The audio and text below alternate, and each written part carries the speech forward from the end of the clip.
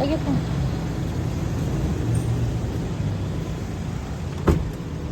Sir, anong conversion po yung gamit dito ni Sir Dave? Ayun sir. Ano pong conversion yung ginamit niya dito? Bali ito, binabaliktad lang yung rack and pinion kasi naka-power steering siya. Para yung pagka-power steering, hindi siya hindi maalis. Pinakatapakan dyan, pinakadulo, yun yung pinaka-handbrake kasi tinanggal na rito yan. Pinaka-foot brake na.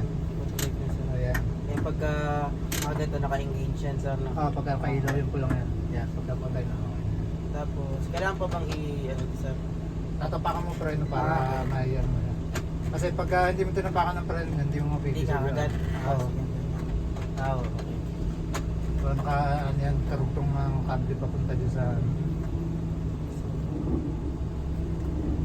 Ano yung tumutunog niyan sir? Pag normal lang yan pagka nakahinto. Siyempre mga goma-goma, mga hihilahan pagka naka... Sir, tanongin kita, anong mas prepare mo? 64V o 64W? Ay, dito nga pala ito kasi ano nga pala, no? Right-handed nga pala. Ito, depende naman sa'yo kung saan alin ang mas gusto mo. Pero ano po yung mabenta po sa inyo? Halos W at big, parehas lang mabenta eh. Ang difference ng dalawa is yung Yung mukha. Sa kanan turbo sir, no? Oo.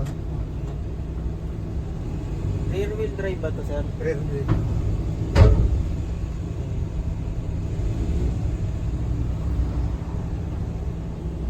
So, dito lang ako mag-a-adjust nito. Kasi usually Sa column switch.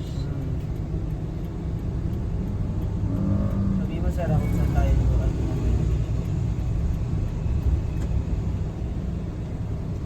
Mas may power ba yung W kasi naka-turbo sir?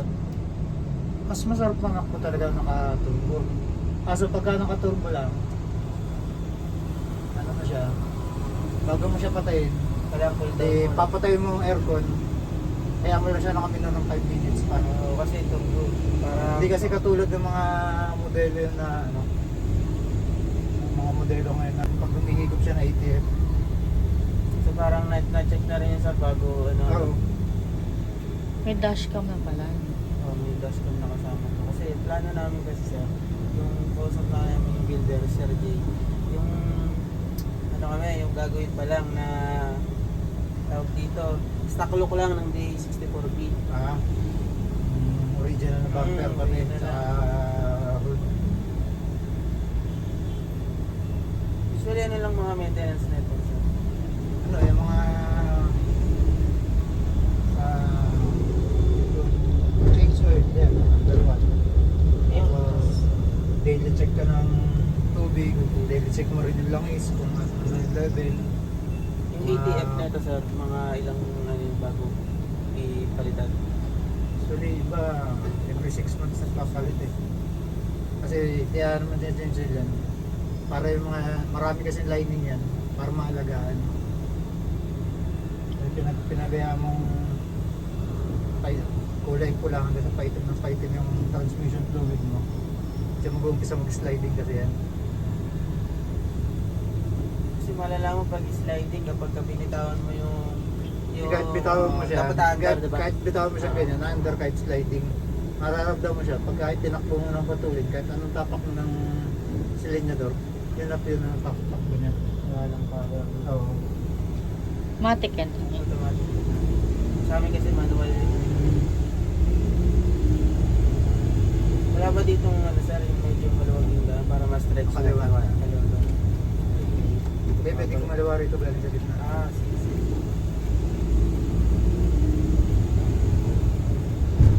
Saka ito kasi mag-decide is the system.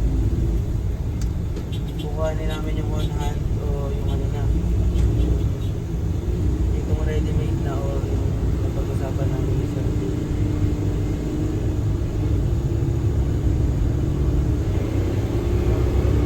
Wala na malabas ang power niya. Yung kasi pag tinapa ko na sa down-shift talaga yan.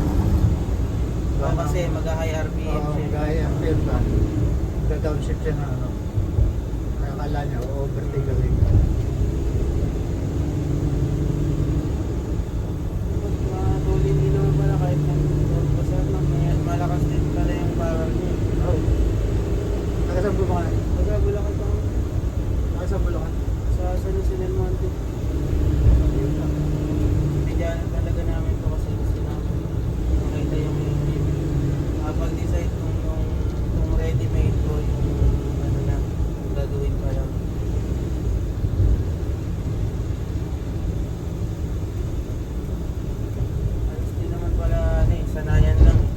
Saka sa may wheel ko. May wilkot na. Wala ko dito. May U-turn na.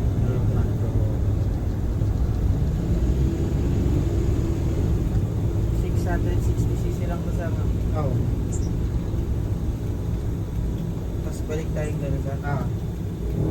Pwede nga mo rin. Ilang cc yan. Kay Sir JR pala nakapangalan na siya. No? Eduardo sir. Ay, patay na siguro yan.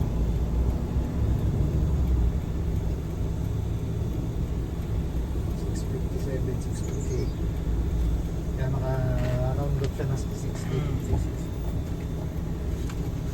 Pero na-testing mo na yung testing mo na yung ano sir, yung W na yun, na may turbo. Kamusta yung horsepower? Ayos na. Pag Mas, tinapakan mas mo. matuling kasi pag nakaturbo talaga. Kasi may power Pero na. kasi yung pick up niya, tsaka iba yung takbo. Yung punta ko niya, galing kang stop, tapos medyo din yan mo, maririnig mo talaga yung... Oo, hindi ko talaga nasa ito yun. Kamusta Level yun? yung sa nakaturbo, mas ano ang maintenance ng nakaturbo. Oo, yun. Kasi gawa nung sa maintenance ng turbo, papalinis pa lang, mahal na rin. EGR, papalinis mo yun.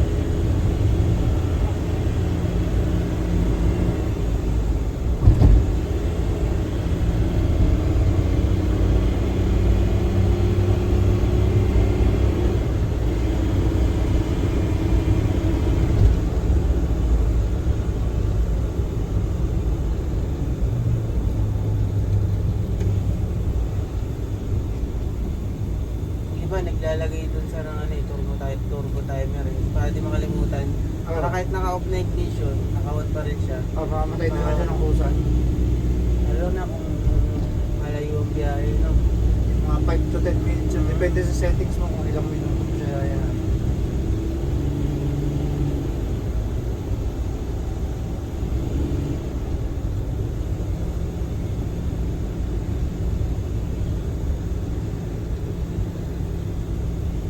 Kamusta yung aircon dyan sa gilid? Ayos naman. Ito, basta tingala mo lang pag May- Nakahigupin. Kasi wala naman itong real. Nakahigupin ng liquid na magpapatulat pa dito.